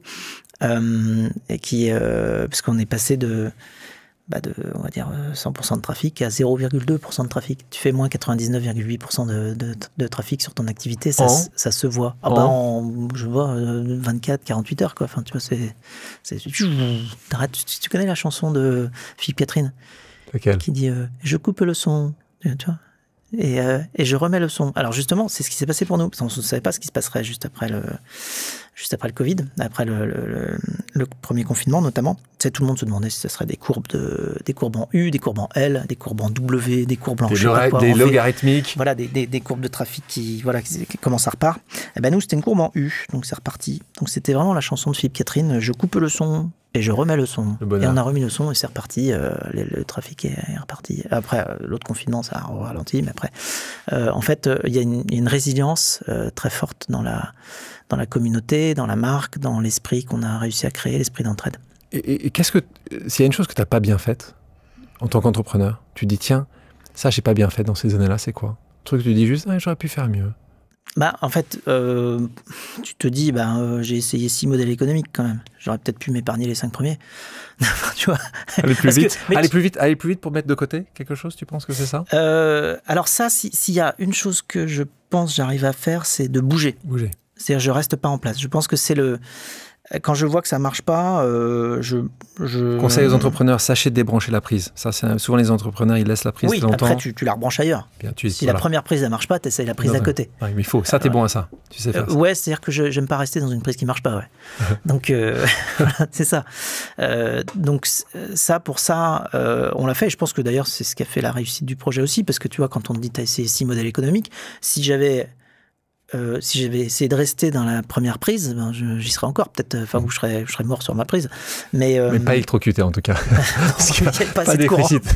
Pas assez de courant. La relation avec les investisseurs, sujet aussi très important pour beaucoup d'entrepreneurs. Toi, comment tu as réussi à gérer ça? Est-ce que On a de la chance, je pense. On a eu et on a encore d'une part des investisseurs extrêmement fidèles. Hein, quels sont vos investisseurs? On a Isaïe qui a commencé par investir. Enfin, avant, on a eu un fonds d'investissement de Business Angels. Mais après, il y a eu le fonds Isaïe avec Jean-David Chamboredon. On a eu Axel qui est arrivé après avec Philippe Botteri. Ensuite, Index avec Dominique Vidal. Bon, puis après, d'autres fonds. Mais on est des gens... grands fonds étrangers. Ouais. Extrêmement... ça paraît... Ça paraît simpliste de dire ça, mais entrepreneur friendly, dans le sens où ce sont des gens qui savent ce que c'est de... ils en ont vu beaucoup, des entreprises, beaucoup d'entrepreneurs, et donc ils savent la difficulté que c'est de faire marcher une activité, et ils ont tout le temps été en soutien de nous par rapport à ce qu'on faisait, en sachant qu'on faisait le maximum de ce qui était possible pour nous. Donc ça, c'est très important, parce que Et justement, tu parles de difficultés qui peuvent arriver. Si au moment où tu as des difficultés, en gros, tout le monde est dans le même bateau, et il y en a un qui commence à dire « ouais, c'est la faute de machin, c'est la faute de truc », enfin là, t'es mal, en fait. Il faut rester vraiment dans une logique d'équipe où chacun se soutient. Et ça, nos investisseurs, qui sont des investisseurs professionnels, ont suffisamment d'habitude pour justement savoir, dans ces moments-là, être en soutien des entrepreneurs et non pas... en mode chercher des responsabilités. Tu as senti ou tu as eu des entrepreneurs, des investisseurs qui ont été bienveillants avec toi la plupart du temps. Rassure-moi, il y a quand même des moments où il y a un peu de écoute, non, on est assez... donc vous êtes je pense assez unique. Qu'on est tous... Alors là, franchement, les gars... J'ai pas souvenir d'un seul board, une seule réunion où le ton soit monté. Mais pas une. D'accord, ça monte pas forcément, mais il y a des gens... Tout le monde était toujours du même avis. J'aime bien. Non, on n'est pas toujours du même avis. Mais non, mais ils n'avaient pas besoin de monter sur la table, heureusement. Quoi. Ah non, mais ils étaient bienveillants. Oui, bienveillants, voilà. On va continuer les pauses amicales, Fred, avec une autre pause amicale, quelqu'un qui te connaît bien, qui évidemment t'apprécie beaucoup, qui t'a une autre question. N'aie pas peur, tout va bien se passer. On écoute. Salut Alexandre, salut Fred. Donc ma question pour toi, Fred, c'est quelle est la place de la bienveillance dans l'entrepreneuriat ? Tu connais très bien ce sujet. Je vous souhaite un très bon podcast à tous les deux. Ciao. Question 2, parce que Pierre Kosciusko-Morizet. PKM, Pierre Kosciusko-Morizet, un entrepreneur qui a créé un peu plus tôt que toi, quelques années plus tôt, une entreprise qui a eu un énorme succès également, qui a été un des aussi premiers entrepreneurs qui a vraiment réussi en vendant son entreprise Prime Minister à des Japonais, Rakuten, qui nous pose cette question-là, qui te pose cette question-là. C'est marrant que tu parlais de bienveillance juste avant auprès des investisseurs. PKM voit cette bienveillance dans l'entrepreneuriat? Alors, c'est un sujet assez vaste. Je pense que la bienveillance dans l'entrepreneuriat, elle repose sur l'hypothèse, en tout cas la conviction que un entrepreneur fait tout ce qu'il peut pour que son projet marche. Donc, tu parlais de la relation investisseur-entrepreneur. Je pense que le jour où cette relation-là peut être mise à mal, c'est quand quelqu'un commence à avoir des doutes sur le fait que l'entrepreneur est en train de faire tout ce qu'il peut pour réussir. Et donc là, à ce moment-là, c'est un problème de confiance, parce que le contrat, entre guillemets, que l'entrepreneur passe avec toutes les gens qu'il recrute, parce qu'on parle des investisseurs là à l'instant, mais en fait, tu passes ton temps à recruter des gens autour de ton projet, tout. Tu recrutes évidemment des collaborateurs, mais aussi et surtout en premier des clients, enfin des gens qui vont utiliser ton produit. Tu recrutes des investisseurs pour qu'ils viennent t'aider en capital. Enfin bon, tu passes ton temps à attirer des gens autour de ton projet. Donc le contrat implicite que l'entrepreneur passe avec toutes ces personnes qu'il implique autour d'un projet nouveau, c'est rejoins l'aventure, je vais faire tout ce que je peux pour que ce truc-là marche. Donc je vais faire tout ce qui est dans le domaine des possibles pour moi, pour que ça marche. Et donc, quand tu es de cette manière-là, en disant, moi, je vais donner tout ce que je peux pour que ça marche, tu attires de la bienveillance aussi, parce que les gens se disent, ils ont envie du coup que tu y arrives. Parce qu'en plus, ils sont rentrés dedans, donc ils ont envie d'y arriver avec toi. Et donc ça, c'est très important, et c'est ce qu'il ne faut pas rompre. Donc c'est vraiment très important de s'assurer que d'une part, tu déploies tous les moyens que tu peux, mais que tous les gens autour de toi sont convaincus de ça, parce que sinon tu romps la confiance, et c'est là que tu perds la bienveillance globale qu'il peut y avoir autour des entrepreneurs. Merci Pierre pour ta question. Une pause vérité. Frédéric, pause vérité, ça va être, ça t'inquiète, on va voir ensemble quelques clichés sur le monde de l'entrepreneuriat. Alors là, ça va être facile pour toi. Et tu nous diras si, selon toi, ces clichés sont vrais ou faux. Tu peux m'expliquer après pourquoi, ok ? Tu vas voir, il y en a certains qu'on a déjà abordés. Tous les entrepreneurs ont une vision claire de leur projet au départ. Non, elle n'est pas claire. Elle n'est pas claire ? Non. Tu peux avoir une vision, une volonté, mais justement, la rendre claire, ça prend pas mal de temps. Parce qu'il faut la rendre compatible avec le monde qui nous entoure. Et ça prend un petit peu de temps. Est-ce que justement, par rapport à ça, est-ce qu'une créer une entreprise aujourd'hui est plus facile, selon toi, que la créer il y a 20 ans ? Alors ça, c'est très très dur, parce que faire de la B-testing comme ça, encore une fois, comme je te disais, quand tu crées une entreprise, ça dépend de tes conditions à toi et de ton contexte à toi aussi. Donc ça dépend de toi aussi. Et c'est pour ça que j'ai jamais répondu à la question quand on me disait est-ce que c'est plus facile de créer une boîte en France ou de créer une boîte aux États-Unis ? Je dis j'ai jamais créé de boîte aux États-Unis, donc je ne peux pas vous répondre. Voilà. Donc là, tu l'as créé, puisque tu as créé il y a 20 ans, et là, tu viens de créer Dift il y a 2 ans. Là, oui, tu vois mais là, moi, j'ai vu que c'était plus simple pour moi cette deuxième fois, mais je sais aussi que c'est mes conditions à moi qui ont changé. Bien sûr. Donc, je ne vais pas dire que c'est plus simple dans l'absolu. Par contre, ce que je constate de manière assez les gens ouvrent plus factuelle, facilement la porte. Oui, ce que je constate de manière objective et factuelle, c'est qu'effectivement, il existe beaucoup d'incubateurs aujourd'hui quand il n'en existait pas à l'époque. Et de financement. Il existe plus de financement. Public et privé. Voilà. Et l'image globalement de l'entrepreneur est mieux développée. C'est-à-dire que, moi, quand j'ai créé ma boîte au début, à l'époque, je ne compte pas le nombre de gens qui m'ont regardé dans les yeux avec beaucoup de compassion, en se disant c'est bizarre. Ce mec-là, il était bien parti. Stanford. Et là, oui, puis je travaillais à la NASA en plus quand j'étais aux États-Unis. Il était bien parti. Et là, je ne sais pas ce qu'il lui a pris. Il a tout plaqué pour créer un site web d'autostop pour les beatniks. Tu vois ? Et là, les gens, ils te disent pas forcément ce qu'ils pensent, mais tu le lis dans les yeux. Tu lis dans les yeux. Et là, après, tu rames pour essayer de leur donner confiance. Mais pourquoi ? Parce que la profession d'entrepreneur n'était pas ni attractive, ni reconnue vraiment, et n'était pas un parcours souhaité ou souhaitable, ou en tout cas vu comme tel, par des personnes qui avaient des opportunités de carrière parfois assez mirobolantes à côté. D'ailleurs, tu le vois, quand toi ou moi, on va faire des conférences dans les grandes écoles, 50% minimum des élèves, quand on leur pose la question s'ils veulent devenir entrepreneur, ils lèvent la main. Donc, voilà, on sent que ça a complètement changé. Le monde a changé. Époque, Est-ce que tu penses qu'un entrepreneur doit compromettre certaines de ses valeurs pour séduire des investisseurs ? Et il vaut mieux pas. Parce que c'est toujours pareil. Mais il peut le faire. Est-ce que je pense... Moi, je ne l'ai pas fait, je n'ai jamais fait. Mais toi, tu as des investisseurs en or. Ouais, non, mais voilà, après, il faut... Non, je pense que c'est pas une bonne solution d'aller compromettre des valeurs. Et je pense qu'il faut présenter ce qu'on a envie de faire et puis être plutôt dans une logique qui même me suive que d'aller... On ne peut pas avoir de vie familiale quand on est entrepreneur. Réussi, je devrais dire. Encore une fois, ça dépend déjà de ton stade de vie à toi. Je pense que ça dépend de l'organisation de chacun et de ce que tu arrives à mettre en place. Je pense qu'il faut qu'on adapte en tant qu'entrepreneur son implication sur le projet à ce que l'on peut donner sans mettre en danger d'autres équilibres humains par ailleurs, y compris un équilibre familial. Je dirais pas qu'on peut pas, mais il faut en tout cas avoir autour de soi des gens très compréhensifs. Ouais. Les entrepreneurs mentent souvent, j'aime bien celle-là. Ah bon? Moi, j'ai eu pas mal de réponses différentes sur celle-là. Non, je dirais pas qu'ils mentent. En revanche, ils habillent la vérité. Ils croient profondément à ce qu'ils présentent, et c'est pas forcément ce qui va se passer. Tu vois? Wow. Mais voilà. Mais donc, c'est pas. Je pense pas que ce soit conscient.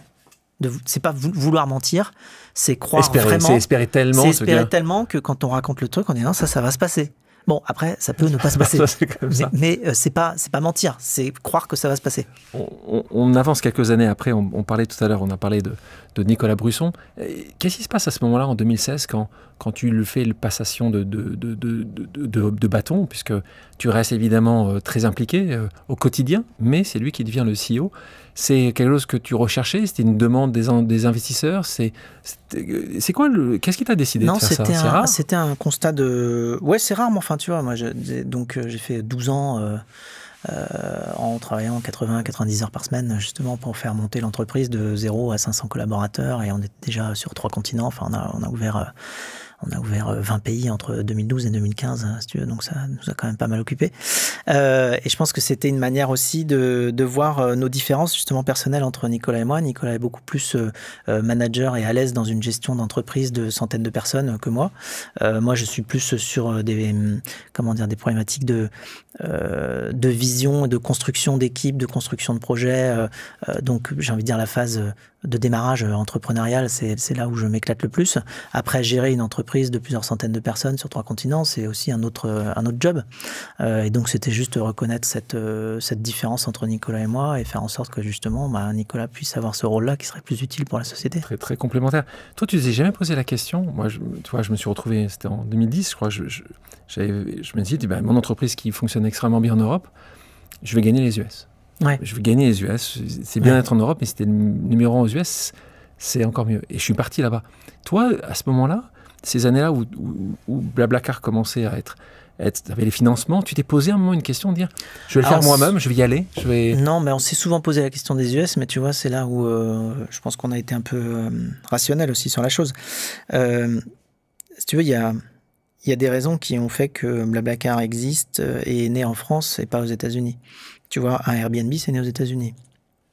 Blablacar, c'est né en France. Ouais, mais le Airbnb fonctionne très bien en France aussi. Oui, je sais, mais à l'inverse, on a vu des projets se lancer sur le même thème que nous, Blablacar aux États-Unis, qui n'ont pas fonctionné. Et pourtant, tu vois, je vais prendre un exemple, Zimride, qui s'est créé 3-4 ans après nous. Donc en 2008-2009, quelque chose comme ça. Zimride, qui a été fondé par John Zimmer et Logan Green, voulait faire du covoiturage longue distance comme ce qu'on faisait. Ils ont levé 8 ou 10 millions de dollars. Ils n'ont pas réussi à faire marcher véritablement le covoiturage comme nous on a réussi à le faire.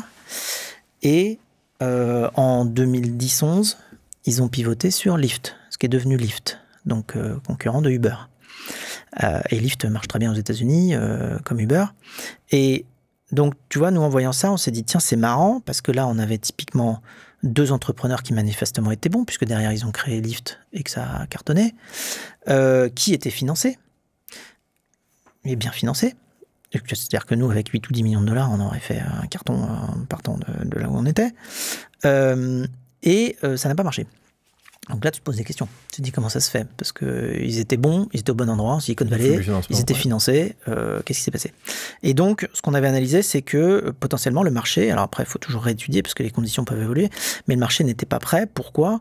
Parce que, distance. Les distances sont plus longues, mais il n'y a pas que ça. Il y a aussi le fait que l'essence et tous les coûts associés aux voitures sont beaucoup moins chers aux États-Unis, surtout ramenés aux revenus par habitant aux États-Unis que ce qu'on peut avoir en Europe.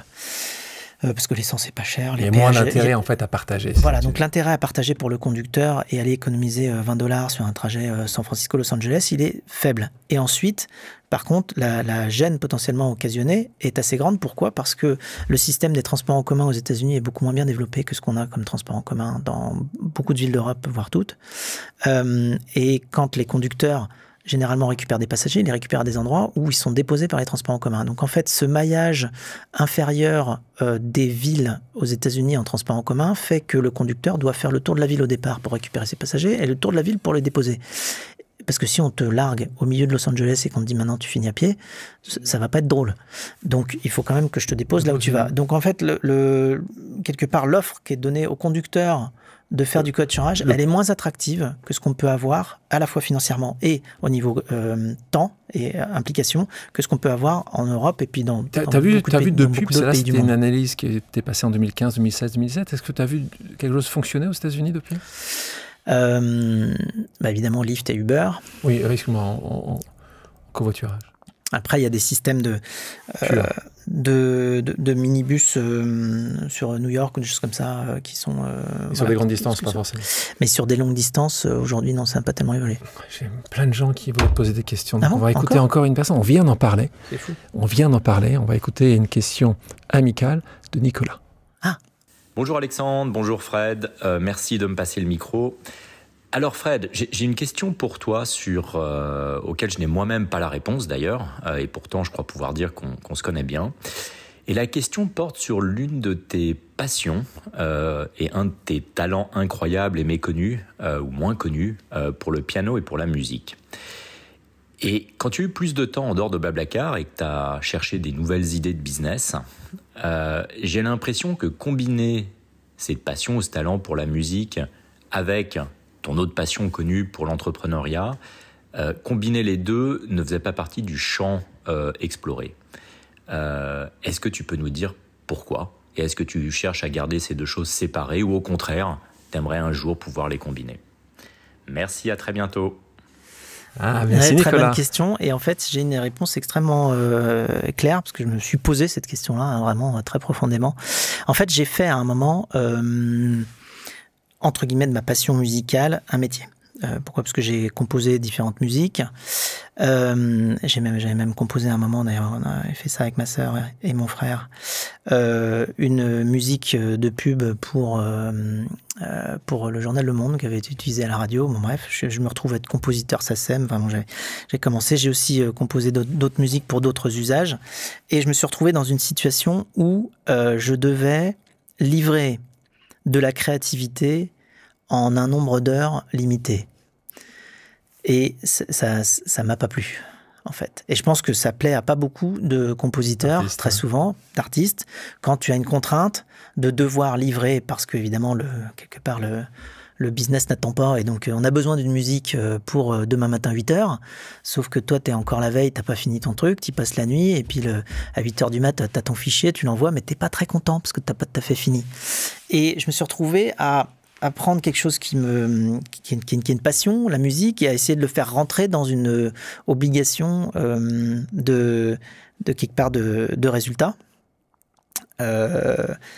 Et je me suis dit, ben non, c'est pas pour moi, parce que ça dénature un petit peu l'amour, la passion et le plaisir que j'ai à faire de la musique quand je le fais rentrer comme ça dans des cases. Mais là, ça aurait été toi en train de composer, mais la question de Nicolas aurait pu être, pourquoi tu n'as pas essayé de dire, je vais créer le nouveau Spotify?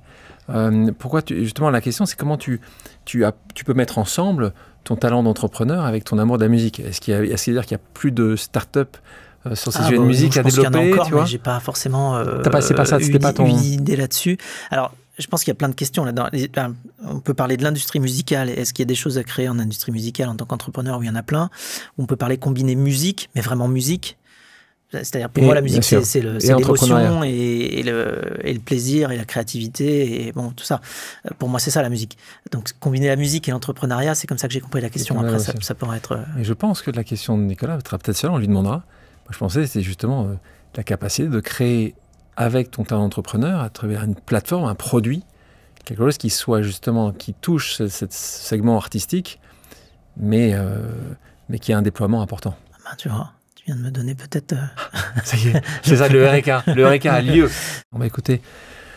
Dernière pause amicale, on en parlait tout à l'heure, quelqu'un... Mais t'as contacté tout le monde. Mais c'est pas génial, c'est qu'il y a des gens qui voulaient te poser ces questions-là. Quelqu'un que j'apprécie beaucoup, qui a fait beaucoup pour l'entrepreneuriat en France, qui a fait beaucoup plus que pour l'entrepreneuriat aussi, pour le développement du digital, de la tech en France. On parle de Jean-David Chambon-Redon, qui est le patron d'Isaïe, que je connais depuis assez longtemps. La question de Jean-David. Salut Fred, c'est Jean-David. Une petite question pour toi. Quand je t'ai rencontré, tu étais à 100%, voire 130% sur covoiturage.fr qui est devenu Blablacar. Tu travaillais jour et nuit. Aujourd'hui, tu as un agenda beaucoup plus diversifié avec évidemment toujours Blablacar, mais aussi France Digital, Capitaine Cause, Les Pionniers, ta femme, tes enfants, etc., etc. Donc la question c'est, est-ce que finalement tu travailles plus ou moins qu'à l'époque? Et puis, est-ce que tu es plus heureux ou moins heureux qu'à l'époque? Voilà. Bise. Alors, je vais répondre d'abord à la deuxième. Je suis aussi heureux, en fait. Les deux sont très... Ouais, en fait, après, tu vas dire que je suis tout le temps heureux, mais c'est marrant, c'est le début de notre discussion. Tu sais, là, c'est bien, on termine. Tu sais, on disait la chose, tu disais qu'en fait, toi, t'es plutôt heureux comme personne. Mais c'est bien, ça. Moi, j'aime ça, hein. Bah ouais, parce que... C'est mieux. Mais non, mais parce que l'autre solution, c'est quoi? Tu vas dire, tu déprimes. De toute façon, tu sais quoi? Au bout, on est tous morts. Ouais. Donc maintenant, sur la route, autant s'amuser. Enfin, tu vois, autant être plutôt optimiste. Et après, en quantité de travail, non, je travaille moins aujourd'hui. En fait, je sais pas si c'est l'âge et que je suis mieux organisé. Et pourtant, effectivement, j'ai plus d'activités. Ouais. Mais en fait, j'ai compris probablement aussi autre chose. C'est que pour bien réussir tout ce que tu fais, il faut s'assurer, et c'est pratiquement le rôle le plus important d'un entrepreneur, de bien s'entourer et de faire les choses en équipe avec des gens sur qui tu peux compter et qui sont fiables, complémentaires et qui vont pouvoir justement t'aider à faire les choses que tu as envie de faire. Quand tu n'es pas entouré ou pas bien entouré, tu te retrouves à toi-même devoir tout faire. Et très souvent, une des raisons pour lesquelles tu n'es pas assez entouré, c'est parce que toi-même, tu n'as pas décidé de donner les moyens maximaux pour justement bien t'entourer. Une question complémentaire. Merci évidemment, Jean-David, pour ta question et pour tout ce que tu fais pour l'écosystème. Mais une question, tout à l'heure, tu disais, là, à l'instant, autant on va tous mourir. J'aime bien moi, c'est très positif, cette fin d'émission. Mais justement, toi, tu crois? Tu crois, toi, profondément? Alors, tu as la foi? Je ne sais pas. Moi, je suis agnostique. T'es agnostique, toi? Ouais, mais je sais pas. Je n'ai pas rencontré, on va dire, la foi. Je pense qu'il y a quelque chose. Alors, je suis à peu près sûr qu'il y a beaucoup de choses qu'on comprend pas. Ça, c'est sûr.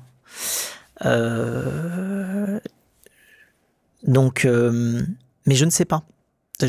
Non, je ne sais pas. Voilà, je vais juste te dire, il y a probablement quelque chose. Enfin, il y a quelque chose de beaucoup plus grand que nous, mais je ne sais pas ce que c'est. C'est bien de ne pas savoir. Et voilà, mais j'arrive à vivre avec. Oui, mais et je n'ai pas besoin de m'imaginer que c'est telle chose ou telle autre pour réussir à quand même vivre. En parlant de pause, est-ce qu'il y a un endroit sur Terre où tu aimes faire une pause? Ta pause, elle est où? C'est où cet endroit? Mais si je te dis après, je vais plus y être tout seul. Non, je vais en Vendée, moi. Vendée. C'est là, t'aimes aller là-bas, c'est là où la famille est, c'est là où c'est là où t'as grandi. Ouais. Et s'il y avait quelqu'un que t'aimerais écouter après que t'aies vécu cette expérience, cette pause, ici, il y aurait quelqu'un que tu penses qu'il faudrait qu'on invite? Einstein? Tu peux ou pas? Ça va être dur. Ça va être AI, peut-être. AI, ouais.